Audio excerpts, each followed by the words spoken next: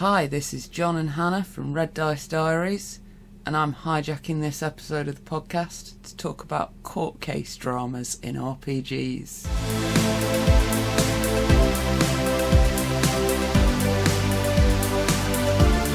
Last week, in my game, the players caught a villain who's been a recurring villain, and they've requested a court case. Alright. And I'm not quite sure how to handle this. Okay. Now, I've been online, and I've had a look at a couple of websites. I think I put court cases in RPGs into Google. So the first thing that came up was quite an interesting post on rpg.net from a user called, I think it's AOLD, AOLD, who suggested having 5 different designations of what's going on in your courtroom. So is this like NPCs, is it? Yeah, how to arrange your PCs and your NPCs, basically. Okay. With a defendant, a defence lawyer, a prosecution, a judge, and then maybe a jury. So the jury would just be like one sort of like... Yeah, and the thread went on in some discussion about whether or not there should be a jury. It was quite interesting. Go and have a look at rpg.net if you want to hear more about that. On another thread on a different website called storygames.com, which was about a proposal he was putting up. I think he was putting out feelers for a Kickstarter game, and I couldn't find whether the game actually ever got off the ground or not. But in there, a user called Tyler T suggested to him an interesting idea, which was to use scales, like weighing scales, pan scales, to show the judge and jury and how their opinion sways as the game goes on. Oh, that's which I quite thought cool. was quite a cool visual aid. So would that be a case of I don't know, and obviously I've not seen the post you're talking about, so I'm just sort of guessing. Would that be the case of you have your scales and they're sort of balanced at the start, and then when the prosecution makes a good argument, you put a weight on their side. When the defence makes a good argument, you put a weight on their side, and at the end you see which side's tipping? Because that'd be pretty cool. I think that was the mechanism he was suggesting. I suspect that in the game that I'm going to be running, it's going to be highly against the defendant. Okay. And one of the things that I found a lot of discussion of online was whether or not it's a good idea to actually put 2 hours of your game to a court case. Yeah. Because court cases in real life are really, really boring. Yeah, and they're really long. Can you get an interesting story out of it? Well, I mean, I suppose the first thing I'd say is it depends on how interested you and your players are in it, and how much of a focus you want to be in your game. Because if the court case is just a background thing and it's based on what's going to happen after that, then make a couple of rolls, get the verdict, crack on with the interesting bit. But if the court case itself is the main focus of a session, then maybe you can spread it out a bit, but you've got to know that your players and obviously you are interested in doing that. See, the interesting part of this particular court case, as far as the story goes, is that it's the first big court case that's going to take place sort of internationally on this world that's just discovered warp power. If you don't mind me asking, can you give us a bit of background on the actual setup for the court case, just to help me understand it? So when the world was in the process of discovering warp power, the player group was on a starship, and they were the group that was sent there to make first contact. Right. They watched the society for about 3 weeks, and during that 3 weeks, a sort of proxy war between 2 smaller nations escalated and very nearly became a nuclear war between 2 of the bigger nations. Okay. One of those nations had an extremely corrupt government, which was overthrown during the week that first contact took place. One of those government members, I think it's the treasurer, has been located and captured by the player group, who are now on a space station helping this like planet take its first steps into space effectively. Okay. They've previously set up some negotiations with like alien species and they're helping them build the space station. And now this guy's come along and he's made it to the space station, which is technically international territory. And there's like these 3 different nations that are all vying for power on the planet, but who are all also facing the fact that, yeah, they are very small fish in a very big pond, and if they don't work together, they're just going to get screwed over. Okay. So it's all about this villain and how they choose to deal with him effectively. I'm not quite sure how things will go like with the players in the game. So is it the players trying to sue this like guy? Or Well, the players have requested it because several of them, I've explained previously about troop roleplay. The players all have their own A character who is like a Starfleet character, but they also have lots of B characters. And several of the B characters are the world leaders. And the world leaders have like decided that this guy needs to be like put on trial. So he's like becoming like the scapegoat. Well, is he? You know? Yeah. So for a lot of like what's specific to coming up in my game, it's going to be about like how the court itself looks, how it works, and how much control of that I want to give to my players. And me being me, I'll probably like let them work out quite a lot of that. But I would like to have some sort of ideas in place about how to handle it. Obviously, this recommendation that I'd got from Aold on RPG.net sets out like the different roles that you can put a player group in.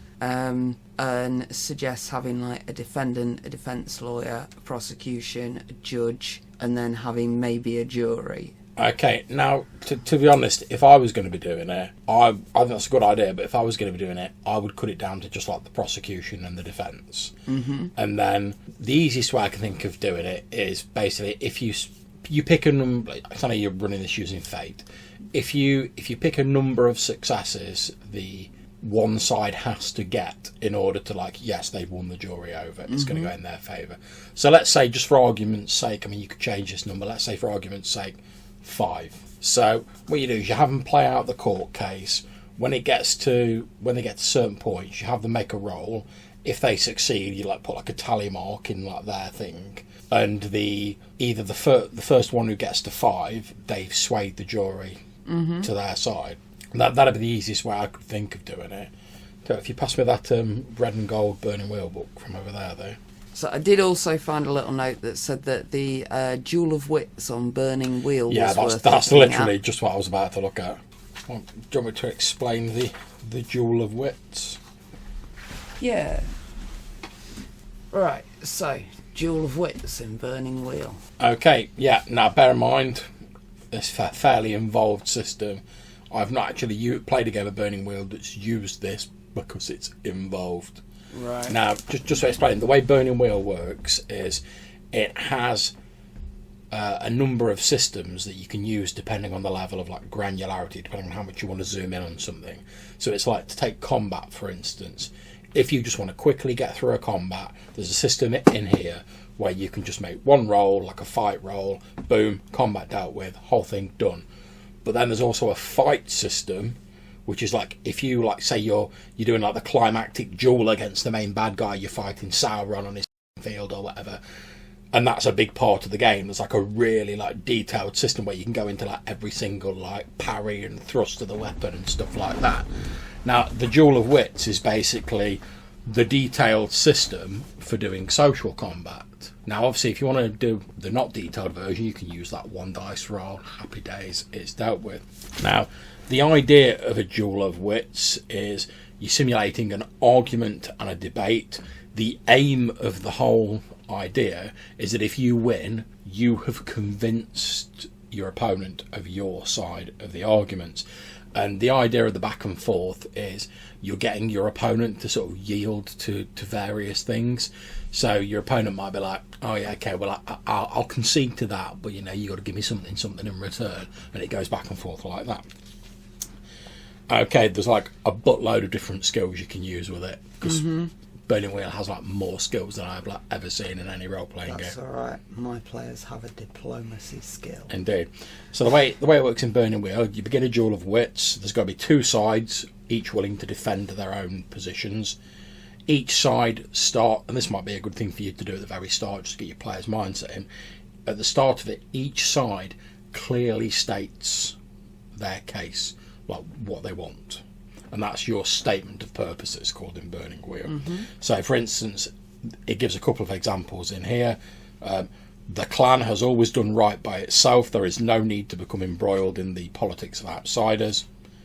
And then the other side saying, unless we all stand together, all will fall. This is not a problem for one province or one clan, but for all the clans of the land. So they're the two opposing points of view. Both sides then agree to the terms of the debate before continuing. This is like a bit of a metagame discussion. So if I win this, you agree to do X. If you win it, I agree to do Y.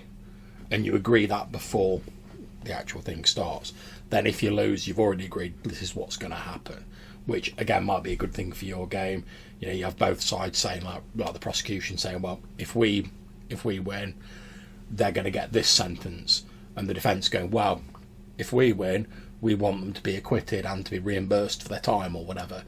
And if you get that down at the start, there's no arguments later on, like when it happens. Okay, so a player can never be forced to engage in a duel of wits. If you wish, you can simply walk away from the challenge, refusing to debate the point. Obviously not really the case in your sort of situation. Rather than shed blood and break bones, we undermine points and damage egos in a duel of wits. So once the cases have been made, each side rolls their argument skill.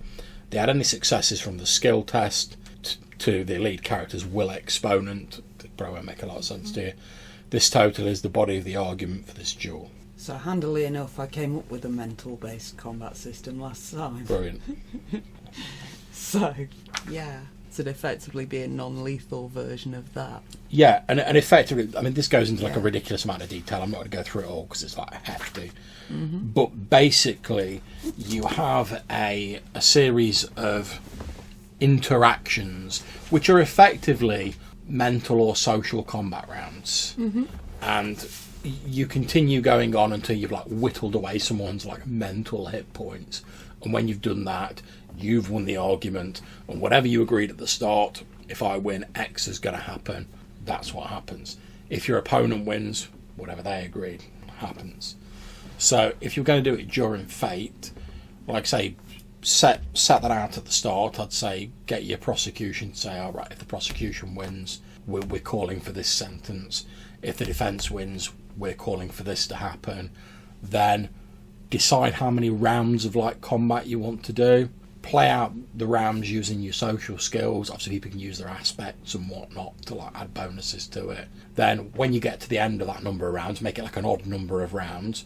Then when you get to the end, all you've got to do is go, who won the most rounds? And as long as it's an odd number of combat rounds, you're not going to get to the point where, unless you want it to be a possibility of there being like a hung jury or whatever, because then if you did, you could have an even number of rounds, and if you get an equal amount, you could decide something else happens. So that's how I'd do it, just to keep it like really simple. So, yeah, that's a way it could work. What about for other games? Because obviously, so far we've been pretty specific on what game we're looking at. Well, yeah, but I mean, obviously, would you consider running one in like your Middlelands game, for example? I would. That's a good question, and like I don't think it'll happen. Now, it's not because I won't consider it. Don't get me wrong. If my player characters were like, oh, well, we're like in a court case or whatever, but bear in mind that my Middlelands campaign is like a standard sort of like OSR, like D&D sort of styley game. I mean, I know we're using Castles and Crusades, but it's in the old D&D style, and like player characters in D&D don't tend to end up in court particularly. It's normally a case of like someone oftentimes they might get arrested and like thrown in a jail or whatever, but they normally break out, they kill the guards that come to arrest them and ride off with the town burning behind them or whatever. They don't tend to end up in a court. But now you mention it, I actually do quite like the idea, because I think it's something that doesn't happen very often in like an old school style game. So I think Not at the minute for my characters, because they're in the settings version of Ireland in the Dolmen Wood, which is like a fairy sort of thing. But certainly when they get back to Great London, perhaps that's something I might introduce. Now, with Castles and Crusades, it doesn't really use skills, it uses like the standard attributes. And again, I'd probably do the same as I described for you there, but instead of having them use like their mental skills or whatever, I'd have them pick an attribute. And I'd be pretty flexible about what attribute I allowed them to use. So if they were like, oh, I'm going to try and like smooth talk the jury, yeah, you can make a charisma roll. Or I'm going to think back to previous like precedents of law, yeah, you can use intelligence.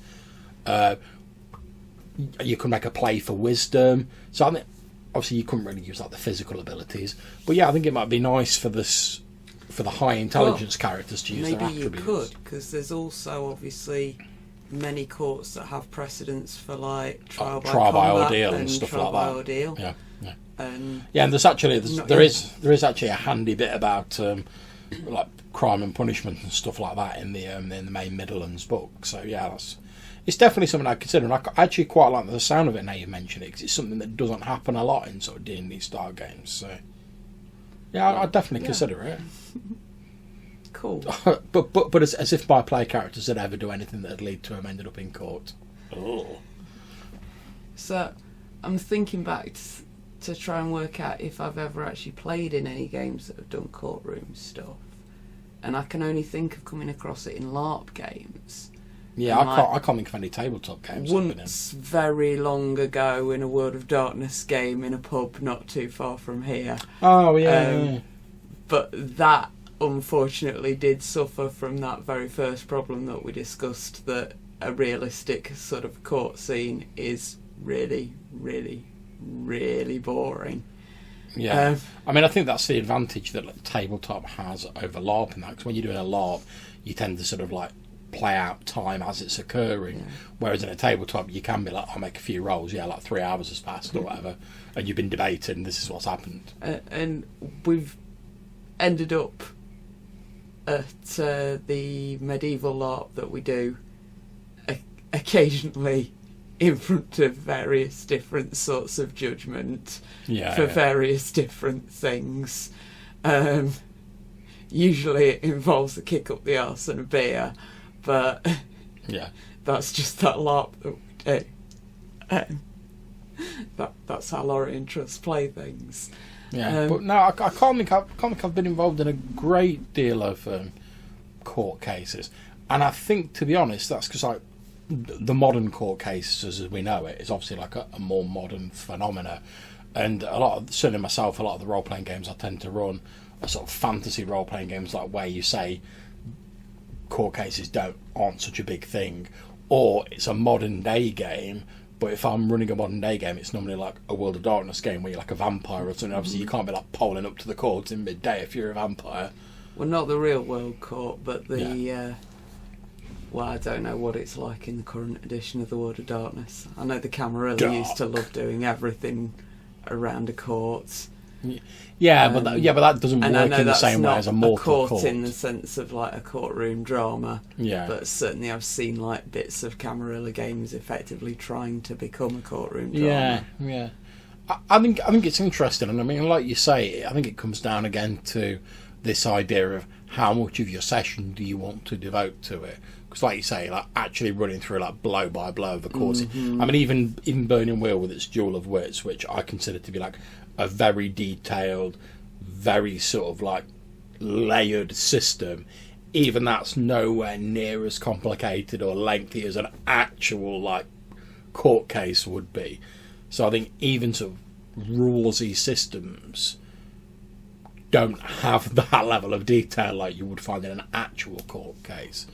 But I think you could definitely do like a streamlined version, like we're saying, with like half a dozen tests or whatever, and a bit of obviously role playing and talking between the tests, and sort of get like the details, and get the flavour of it without the ridiculous length of time. I mean, certainly for your Fate game, you've obviously got you can roll to like create an advantage and get some free invokes. You could be like rolling to create an advantage by like, producing like a new piece of evidence or like something like that. Well, I think one of the main problems that they're going to have is that if they choose any kind of a judge or jury from this world, then they're going to be extremely biased. Well, in which the case, Starfleet characters are going to have to be like quite uncomfortable with that. Well, the thing is, in which case though, we know there are jury selection processes to make. I mean, I know because obviously I've been on a jury in real life. You go through a selection process to make sure that you're not biased. Then there's also cases where something's been found wrong with a jury or evidence has been mishandled. I mean, the trial that I sat in real life, it was the second time that trial had been held because some evidence hadn't been given to the defence to give them enough time to like work it into their argument, so they had to dismiss the whole case and reorganise it for like a few weeks later with a new jury and a new everything. So there's a lot of sort of different bits and pieces in there. Is there anything else you want? It's also been useful to some of the people that are listening. Yeah, and obviously if you've got any suggestions for court cases or any suggestions as to that Hannah could use in a game, or future ideas for podcasts for us to do, things for us to talk about, let us know. Anything you want to hear the two of us babble about, please let us know. There'll be details following shortly as to how you can do that. So from me and Hannah, we'll catch you next time. Take care. Bye. We hope you've enjoyed that episode. If you want to get in touch with us, you can drop us an email. The address is rddrpgpodcast@gmail.com. Or if you want to leave us a voicemail message, you can head over to our page on speakpipe.com, and that will allow you to leave a 90-second voicemail, and you might even be featured in a future show. There's a link to this included in the show notes, as well as a link to our website and other places where you can contact us. We hope you enjoyed the show, and we'll see you soon.